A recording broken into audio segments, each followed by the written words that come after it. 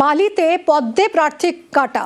বালিতে বিজেপি প্রার্থী করেছে সঞ্জয় সিংকে, আর এই সঞ্জয় সিং এই প্রার্থীতে আপত্তি বিজেপিরই একাংশে। তাই পার্টি অফিসে ক্ষোভ বিক্ষোভ, সঞ্জয় সিংকে প্রার্থী করায় বিক্ষোভে বিজেপি কর্মীরা।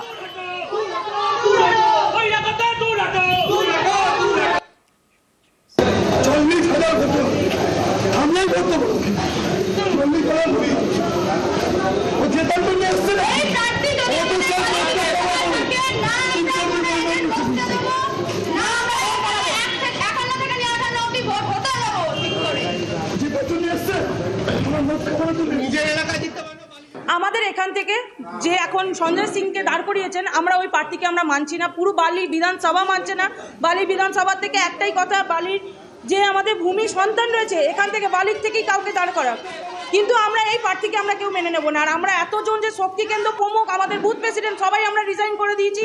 এই প্রার্থী যদি থাকে বহিরাগত প্রার্থী, আমরা এখানে কেউ কাজ করব না। আমরা সবাই পদত্যাগ করে দিলাম। এবার ওনার ভোট, উনি কি করে ভোট করাবেন কি করবেন সেবার উনি বুঝে নেবেন। আমাদের বিজেপি একটা বড় পরিবার, আমরা কথা বলবো, সকলেই প্রচারে নামবেন। পুরো বিজেপির বালি বিধানসভার প্রত্যেকটা কর্মী আমাদের পার্টির সঙ্গে আছে। কেউ এইটাকে উস্কে দিয়ে নিজের লাভ নেওয়ার চেষ্টা করছে, তারা বিরোধী দল, তারা তো করবেই। আর আমরা ওদের কাছে এইটাই আশাও করি, কিন্তু আমার ঘর ভাঙবে না, আমি আমার ঘর সামলে নেব।